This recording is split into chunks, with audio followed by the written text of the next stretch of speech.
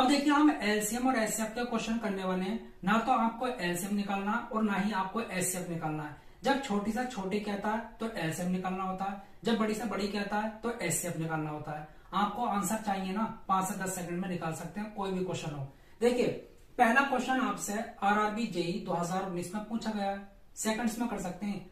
वह छोटी से छोटी संख्या ज्ञात कीजिए। यहां पर आपको एलसीएम निकालना है। जो संख्याओं 12, 15, 20 और 27 में से प्रत्येक से पूर्णतः विभाज्य हो, पूरी तरीके से डिविजिबल हो, एलसीएम निकालना है। अब क्या करेंगे, देखिए यहां पर आपको संख्याएं दे रखी हैं 12, 15, 20 और 27। आपको ऐसा फैक्टर देखना होता है या तो 3 मिल जाए या फिर आपको 9 मिल जाए। अगर ये नहीं मिलता है तो फिर हम 4 देख सकते हैं या फिर 8 देख सकते हैं, अगर है तो। चलिए 12 का एक फैक्टर 3 है, ओके, और 15 का भी एक फैक्टर 3 है। बस 2 3 में ढूंढ लो, और 27 में 3 भी होता है और 9 भी होता है। अगर आपको फैक्टर 3 और 9 ना मिले, ओके, तो आप 4 देख सकते हो, 8 देख सकते हो, 7 देख सकते हो, अगर है तो। नहीं है तो कोई बात नहीं है। अगर 3 और 9 मिल रहा है तो बहुत अच्छी बात है। अब आपको क्या करना है, जो भी आपको ऑप्शन दे रखा है इसका डिजिटल सम करना है, अंकों का योग। जो 9 से कट जाएगा वही आपका आंसर होगा। भाई देखिए जो संख्या 9 से कटेगी वो 3 से तो कटेगी, तो 3 से चेक करने की जरूरत नहीं है। 5 और 4 कितना होता है, 9, ये आपका आंसर है, क्योंकि 9 से कटता है। 5 और 1 6, ये 3 से तो कटता है पर 9 से नहीं कटता, तो ये नहीं होगा। 5 और 3 8, ये नहीं होगा। 5 और 2 7, ये भी नहीं होगा। तो इस तरीके से हमको ऑप्शन मिल जाता है डिजिटल सम के थ्रू। अगर आपको 3 ना मिले, 9 ना मिले, तो 4 से देखो, 8 से देखो, इस तरीके से हम देख लेते हैं। चलिए अगला क्वेश्चन करते हैं बेहतरीन तरीके से। अब देखिए ये क्वेश्चन आरआरबी जेई 2019 में पूछा गया है, सेकंड्स में कर सकते हैं।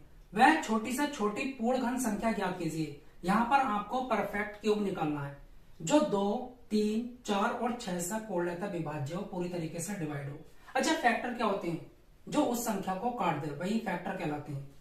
अब यहां पर एक बात बतलाइए, 360 किसी का परफेक्ट क्यूब होता है? नहीं। आपको पता होना चाहिए कम से कम 1 से लेकर 20 तक तो परफेक्ट क्यूब पता होने ही चाहिए। 1 का, 2 का, 3 का, 4 का, इस तरीके से। 216 भी होता है, 512 भी होता है परफेक्ट क्यूब, और 1728 भी होता है। अब यहां पर हम फंस गए। अब हम एक काम करेंगे, यहां पर आपको सबसे छोटा परफेक्ट क्यूब निकालना है, ओके। सबसे छोटा पूर्ण घन कौन सा है, तो हम एक काम करते हैं, 216 को पकड़ते हैं। क्या ये 2 से कटता है? बिल्कुल कटता है। अगर लास्ट में इवन नंबर है, मतलब 2 4 6 8 इस तरीके से, तो 2 से कट जाएगा। 3 से कटेगा, डिजिटल सम करेंगे, अंकों का योग। अगर अंकों का योग 3 से कटेगा तो ये पूरी तरीके से कट जाएगा 3 से। तो 2 और 1 कितना होता है, 3 और 6 9, कट जाएगा। 4 से अगर लास्ट के 2 अंक 2 डिजिट 4 से डिवाइड हो रहे हैं तो पूरा नंबर 4 से कट जाएगा। 16 4 से डिवाइड होता है, ओके, 4 के टेबल में आता है। 6 से, 6 का तो ये क्यूब ही है, तो इस तरीके से हमें आंसर मिल गया। ये नहीं होगा, फिर ये नहीं होगा, तो हम इस तरीके से कर लेते हैं। आई होप आपको समझ आ गया होगा। चलिए अगला क्वेश्चन। अब देखिए ये क्वेश्चन आरआरबी जेई 2019 में पूछा गया है। 3 अंकों की सबसे छोटी संख्या ज्ञात कीजिए।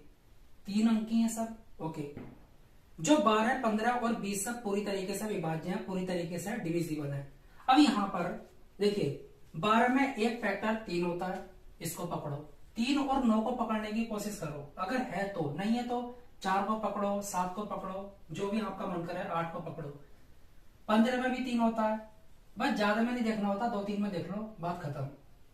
अब जिसका डिजिटल सम अंकों का योग 3 से कट जाएगा वही आंसर होगा। 5 और 1 6, 6 और 1 7, यह आंसर नहीं है। 4 और 2 6, 6 3 से कटता है, हाँ कटता है, यह आंसर हो सकता है। 8 और 1 9, ये भी हो सकता है। 2 और 1 3, ये भी कट रहा है, ये भी हो सकता है। अब यहां पर फंस गए, लेकिन आपको फंसने की जरूरत नहीं है, बहुत आसान है। देखिए ये संख्या किससे कट रही है, 12 से भी कट रही है, 15 से भी कट रही है और 20 से भी कट रही है, ये भी कट रही है, ये भी कट रही है। तो सबसे छोटा कौन सा है, यही वाला है, इसको पकड़ लो ना, आंसर यही है, क्योंकि सबसे छोटा पूछा है ना। ये सब कट रही है, ओके, लेकिन सबसे छोटा तो 120 है ना, इसको मत देखो। अब इससे कोई मतलब नहीं है, क्योंकि ये तो है ही नहीं ऑप्शन। तो इस तरीके से हम कर लेते हैं। आई होप आपको समझ आ गया होगा। चलिए अगला क्वेश्चन। अब देखिए ये क्वेश्चन आरआरबी ग्रुप डी 2018 में पूछा गया, बेहतरीन तरीके से कर लेंगे ऑप्शन के थ्रू। 6, 9, 12, 13 और 15 से विभाजित होने वाली सबसे बड़ी 4 अंकों की संख्या क्या है। यहाँ पर आपसे एचसीएफ पूछा है। अब हम क्या करेंगे, देखिए 6 का एक फैक्टर 3 होता है। हमेशा 3 और 9 को पकड़ने की कोशिश करो। 9 का एक फैक्टर 3 भी होता है और 9 भी होता है। मैंने क्या कहा था, 3 और 9 को पकड़ने की कोशिश करो। अगर ये नहीं मिलते हैं तो 4 को पकड़ो, 8 को पकड़ो, 7 को पकड़ो, 13 को पकड़ो। ओके, अब बाकी आपका आंसर यहां से मिल जाएगा। अब क्या करना है, देखिए जो संख्या 9 से कटेगी वो 3 से तो कटेगी। अब इनका डिजिटल सम करेंगे, अंकों का योग। इसका कितना आता है, देखिए 9 9 से कट जाएगा 6 और 3 9। अगर जिसका डिजिटल सम 9 से कट जाएगा वही आंसर होगा। 2 बचा, ये नहीं होगा। 9 और 1 10, ये नहीं कटेगा। 9 कट जाएगा, 6 और 3 9, ये कट गया, ये आंसर हो सकता है। 9 कट जाएगा, 2 और 4 कितना होता है 6, ये नहीं कटेगा। ओके भाई, ये 3 से तो कटेगा, 3 से तो कट जाएगा, लेकिन 9 से तो नहीं कटेगा ना। हम 9 को प्रायोरिटी देते हैं। ओके, पहले इससे देखते हैं, अगर इससे कटेगा तो 3 से तो कटेगा ही कटेगा। आई होप आपको समझ आ गया होगा। चलिए अगला क्वेश्चन करते हैं। अब देखिए ये क्वेश्चन आरआरबी ग्रुप डी 2018 में पूछा गया। ये कहता है 300 और 500 के बीच की संख्या बताएं जो 6, 8, 10 और 12 से पूर्ण रूप से विभाजित है। बेहतरीन क्वेश्चन। ये बताइए 6 का एक फैक्टर 3 होता है। फैक्टर क्या होता है, जो उस संख्या को काट दे। ओके, अच्छा 8 में क्या होता है, 2 और 4 होता है। मैंने क्या कहा था, 3 और 9 को पकड़ने की कोशिश करो। अगर उससे कोई संख्या कट रही है, मतलब जिसका डिजिटल सम उससे कट रहा होगा, 3 से या 9 से, वही आंसर होगा। चलिए 3 और 2 कितना होता है 5, ये नहीं होगा। 4 और 3 कितना होता है 7, ये नहीं होगा। 9 और 4 कितना होता है 9 और 4 13, ये नहीं होगा। 3 और 6 कितना होता है 3 और 6 9 होता है। ठीक है, तो ये आपका आंसर है। तो इस तरीके से हम कर लेते हैं। बतलाइए क्या था इसमें, कुछ भी करने की जरूरत नहीं है एलसीएम और एचसीएफ वाले क्वेश्चनों में। चलिए अब देखिए ये क्वेश्चन आपसे आरआरबी एनटीपीसी 2017 में पूछा गया। क्या कहता है, वह छोटी से छोटी वर्ग संख्या ज्ञात कीजिए। आपको 1 से लेकर 25 तक कम से कम वर्ग पता होने चाहिए, स्क्वायर पता होने चाहिए, जो 4, 9 और 14 से पूर्णतः विभाज्य हो। ये बतलाइए 108 किसी का वर्ग होता है, नहीं होता। 252 नहीं होता। 504 नहीं होता। एक ही ऑप्शन सही है, 17 से 64 होता है। तो यही आपका आंसर है। अब देखिए ये क्वेश्चन आरआरबी एनटीपीसी 2016 में पूछा गया। 5 अंकों की छोटी से छोटी संख्या क्या है। यहां पर आपसे एलसीएम पूछा है, जो 12, 24, 48, 60 और 96 से पूर्णतः विभाजित है, पूरी तरीके से डिवाइड है। आपको एलसीएम निकालने की जरूरत नहीं है। मैंने क्या कहा था, ये बताइए 12 का एक फैक्टर 3 होता है। ओके, 24 का एक फैक्टर 3 होता है। फैक्टर क्या होते हैं, जो संख्या को पूरी तरीके से काट दें, शेष का 0 दे दें। 48 का भी 3 होता है। बाकी ज्यादा देखने की जरूरत नहीं है। अब हम क्या करेंगे, इनका डिजिटल सम करेंगे। जो 3 से कट जाएगा वही आंसर होगा। तो देखिए 1 का तो 1 आने वाला है। 2 और 4 कितना होता है 6 और 1 7, ये नहीं होगा। 6 और 1 कितना होता है 7 और 1 8, ये नहीं होगा। 8 और 1 कितना होता है 9, 9 3 से कटता है, यही आपका आंसर है। बतलाइए क्या करना था, कुछ भी नहीं। इसी को तो कहते हैं स्मार्ट वर्क।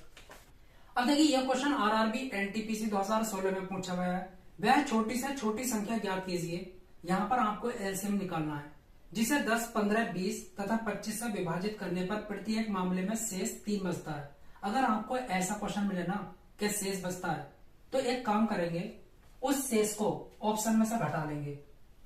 ठीक है, 3 घटाओ, यहां से 3 घटाओ, यहां से 3 घटाओ, उसके बाद में करेंगे इसको।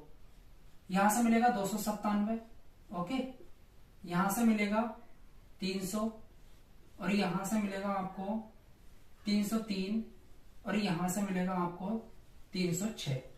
अब देखिए 10, 15, 20 तथा 25, ये बताइए 15 में एक फैक्टर 3 होता है। क्या होता है 3, जिसका डिजिटल सम अंकों का योग 3 से कट जाएगा, वही आंसर होगा। देखिए 2 और 9 कितना होता है 2 और 9 कितना होता है आपका 11, 11 और 7 कितना होता है 18। तो ये तो कट जाता है, ये आंसर हो सकता है। इसका डिजिटल सम क्या आ रहा है, अंकों का योग 3 आ रहा है, ये भी हो सकता है। इसका 6 आ रहा है, ये भी हो सकता है। 6, 3, 9, ये भी हो सकता है। अब फंस गए। अब देखिए यहाँ पर 10 भी तो दे रखा है, तो ऐसी कौन सी संख्या है जो 10 से कटेगी। देखिए जिसके लास्ट में 0 होगा वही आंसर होगा। तो ये नहीं कटेगी 10 से, ये नहीं कटेगी, ये नहीं कटेगी, ये कटेगा, तो ऑप्शन बी आपका राइट है। मतलब कि 303 यहाँ पर आपका आंसर होने वाला है। ओके, तो इस तरीके से हम क्वेश्चन को कर लेते हैं।